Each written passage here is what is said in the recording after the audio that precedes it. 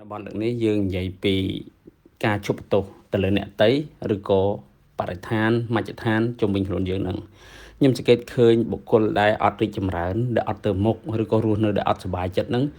ជាទូទៅហ្មងភាគច្រើនហ្មងអាចថាមកពីខ្ញុំមើលមិនអស់កំណឹងប៉ុន្តែអ្នកដែលខ្ញុំជួបនឹងគឺជាប្រភេទមនុស្សដែលចូលចិត្តបន្ទោសអ្នកដទៃឬក៏មជ្ឈដ្ឋានជុំវិញខ្លួនគឺខ្ញុំសង្កេតឃើញ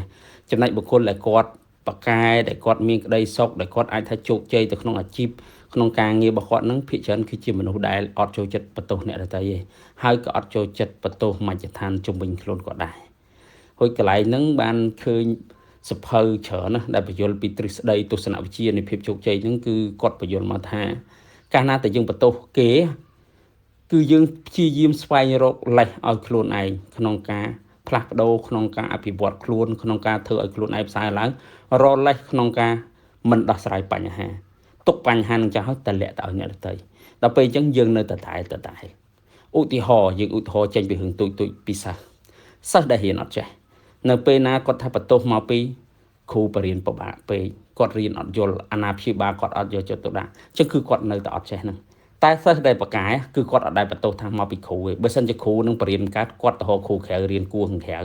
បើសិនជាសាលានឹងបង្កើតមិនកើតទេគាត់នឹងព្យាយាមបដូរសាលាទៅរៀនសាលាផ្សេងបើសិនជាឪពុកម្ដាយរបស់គាត់អត់ល្វីល្វល់ក៏គាត់អត់ខ្វល់សំខាន់គឺគាត់រៀនឲ្យតែបកកែឲ្យតែចេះដឹងឲ្យតែគាត់ល្បីសិស្សខ្លះទៀតរហូតដល់ថាឪពុកម្ដាយដឹងតែកូនខ្លួនឯងរៀនបកកែមិនដឹងតែខ្លួនឯងដឹងដោយសារអ្នកចិត្តខាងដោយសារតែមិត្តភ័ក្តិដែលមានកូនរៀនមួយគ្នានិយាយប្រាប់វិញក៏មានដែរអញ្ចឹងគឺអ្នកបកកែគឺមានទ្រព្យមួយអត់ចូលចិត្តបន្ទោសទេតែគាត់ចូលចិត្តសួរខ្លួនឯងថាតើគាត់អាចធ្វើបានក្នុងដំណាក់កាលហ្នឹងក្នុងពេលវេលាហ្នឹងអ្វីដែលគាត់មានបច្ចុប្បន្នហ្នឹងតើគាត់អាចប្រើប្រាស់វាក្នុងការធ្វើអី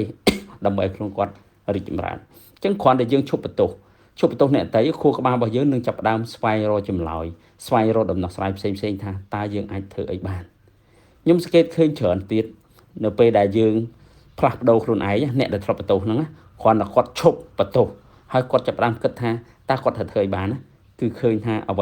ីមានការផ្លាស់ប្ដូរប៉ុន្តែជាទូទៅបុគ្គលដែលត្រឡប់បន្ទោសគេហ្នឹងមិនងាយក្នុងការផ្លាស់ប្ដូរពីព្រោះគាត់តែងតែគិតថាកំហុសគ្រប់យ៉ាងគឺមកពីអ្នកដទៃទោះបីជាគាត់រៀនអត់ចេះក៏ដោយទោះបីជាគាត់ធ្លាក់ខ្លួនខ្លាចជាអ្នកញៀនលបែងក៏ដោយទោះបីជាគាត់ធ្លាក់ខ្លួនខ្លាចជាអ្នកញៀនហ្គេមក៏ដោយសុទ្ធតែកំហុសមកពីអ្នកដទៃឧបមាគាត់ធ្លាក់ខ្លួនទៅអ្នកញៀនលបែងគាត់ថាមកពីសង្គមពិបាករលុយពេកគាត់រលុយមិនបានការងារប្រាក់ខែតិចពេកគាត់ត្រូវការលុយច្រើនព្រោះគាត់ត្រូវការទិញរ៉ូសរយជីអីចឹងទៅគាត់ត្រូវការទិញទូរស័ព្ទ13 Pro ឯ Mac ប្រើអញ្ចឹងទៅគាត់អត់មានលុយអញ្ចឹងបើចាំប្រាក់ខែ3 4 500ហ្នឹងងាយណាអញ្ចឹងគាត់ទៅចាក់បាល់ឬក៏គាត់ទៅលេងលបែងកាស៊ីណូអនឡាញអញ្ចឹងទៅបានគាត់រលុយបានលឿនហេគាត់បន្ទោសអញ្ចឹងមកពីសង្គមបើសិនជាសង្គមនឹងល្អស្អីណាប្រាក់ខែបានខ្ពស់ធ្វើការ1ម៉ោងបាន$100គាត់ចាំបាច់ទៅធ្វើអីគាត់ធ្វើការតែប្រហែលថ្ងៃគាត់ទិញបានរបស់ហ្នឹងដែលគាត់ចង់ទិញបាត់ហើយអញ្ចឹងការបន្ទោសតែបើសិនជាគាត់ឈប់បន្ទោសទៅលើរឿងហ្នឹងគាត់ចាប់បានគាត់ថាតើគាត់ធ្វើអីបានគាត់ចាប់បានសិក្សាពីចំណេះដឹងហិរញ្ញវត្ថុផ្សេងអញ្ចឹងគាត់ប្រកាសជាមានលទ្ធភាពទិញអ្វីដែលគាត់ចង់បានដោយខ្លួនឯងហើយហួយអត់បកកជាទុកលំបាកអីអ្នកដែលញៀនគឺញៀនក៏អញ្ចឹងដែរគាត់តែងតែបន្ទោសសង្គមបន្ទោសអាណាព្យាបាលបន្ទោសមិត្តភ័ក្តិបន្ទោសជុំវិញខ្លួនគាត់ថាមកពីឪពុកម្ដាយរបស់គាត់មិនយល់ចិត្តគាត់មកពីបងប្អូនរបស់គាត់មិនយល់ចិត្តគាត់អញ្ចឹងធ្វើឲ្យគាត់ញៀនគឺញៀនអញ្ចឹងទៅមកពីមិត្តភ័ក្តិរបស់គាត់ហ្នឹងនាំគាត់ទៅជក់បើសិនជាគេមិននាំក៏គាត់មិនញៀនដែរឃើញទេគឺគាត់ចូលចិត្តបន្ទោសទាំងអស់ហ្នឹងអញ្ចឹងការបន្ទោសហ្នឹងធ្វើឲ្យគាត់មិនអាចរីកចម្រើនបានទេអញ្ចឹងត្រឡប់មកវិញយើងគ្រាន់តែឈប់ត្រឡប់បន្ទោសមានរឿងអីក៏ដោយត្រូវសួរខ្លួនឯងមកថារឿងកើតមកអញ្ចឹងហើយតើខ្ញុំអាចធ្វើអីបានធ្វើដោយដៃទាំងពីររបស់ខ្ញុំនឹងខ្ញុំអាចធ្វើអីបានតែខ្ញុំគួរតែធ្វើអីដើម្បីឲ្យស្ថានភាពបានប្រសើរជាងហ្នឹងស្ថានភាពបានល្អជាងហ្នឹងយើងគ្រាន់តែសួរឲ្យយើងព្យាយាមគិតតាំងចិត្តឲ្យស្ងប់បើថាចិត្តយើងមិនស្ងប់យើងដើរតិចដើរបាន1គីឡូ2គីឡូដីដើរគិតថាតើខ្ញុំគួរធ្វើអី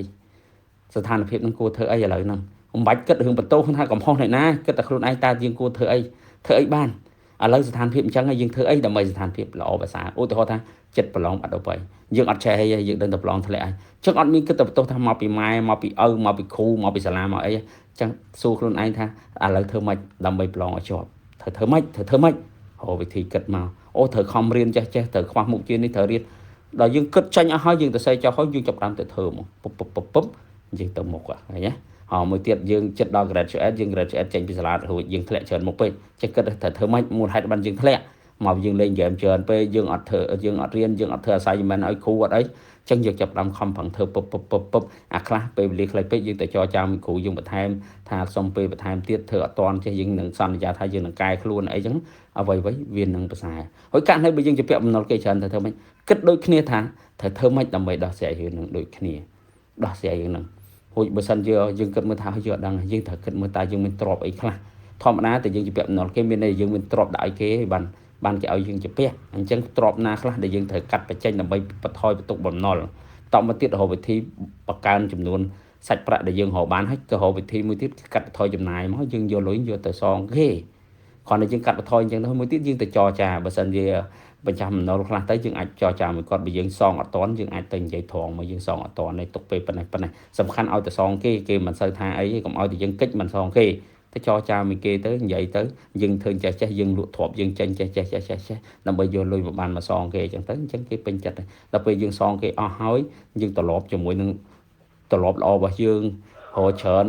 ចាយតិចយូរទៅយើងសល់យើងប្រកាសអាចទិញទ្រព្យទាំងអស់នឹងត្រឡប់មកវិញបានហើយឃើញស្អីក៏ដោយឲ្យតែយើងឈប់បន្ទោសអ្នកដទៃអ្វីវានឹងប្រសើរឡើងបើសិនជាយើងនៅបន្តបន្ទោសថាមកពីចេះមកពីចេះមកពីអ្នកនេះមកពីអ្នកនោះ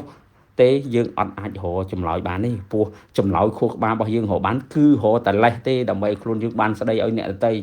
ដើម្បីបន្ទោសអ្នកដទៃដើម្បីឲ្យមើលមកខ្លួនឯងល្អប៉ុន្តែពិតខ្លួនឯងនឹងវាមិនល្អទេខ្លួនឯងនឹងកំពុងតែមានបញ្ហាគឺយើងកំពុងតែលាក់ទៅឲ្យអ្នកដទៃមកគឺខ្ញុំជួបច្រើនអ្នកដែលមានបញ្ហាគឺចូលចិត្តបន្ទោសតម្លាក់កំហុសទៅលើអ្នកដទៃហ្មងគឺគាត់អត់រកវិធីដោះស្រាយហើយសង្កេតឃើញអ្នកដែលធ្លាប់ធ្លាក់ឲ្យក្រោកឡើងវិញគឺក្រោកបានដោយសារតែគាត់អត់បន្ទោសអ្នកដទៃហ្នឹងគាត់ព្យាយាមរកដំណោះស្រាយផ្សេងគាត់ព្យាយាមធ្វើអ្វីដែលគាត់អាចធ្វើទៅបានហ្នឹងយូរទៅគាត់អាចដោះស្រាយបញ្ហាខ្លួនគាត់បានទាំងអ្នកជាពាក់បំណុលគេច្រើនអ្នកមានបញ្ហាផ្សេងគឺសិតតែដូចគ្នាអញ្ចឹងគាត់តែជប់បន្ទោសទៅចាប់ផ្ដើមគិតរកវិធីដោះស្រាយទៅស្វែងរកដំណោះស្រាយផ្សេងទៅជួបអ្នកដែលចេះដឹងសុំគំនិតយោបល់ពីគេមកបានគំនិតយោបល់ហ្នឹងយកមកអនុវត្តទៅឃើញថាអ្វីនឹងប្រសើរអញ្ចឹងខ្ញុំសង្ឃឹមថាគំនិតមួយហ្នឹងជួយដាស់តឿនបងប្អូនបន្ថែមចាប់ពីថ្ងៃទៅកាត់បន្ថយបើអាចឈប់ហ្មងហិតទៅប្រសើរប៉ុន្តែយើងអាចព្យាយាមដាស់សតិខ្លួនឯងថាកុំបន្ទោសអ្នកដទៃ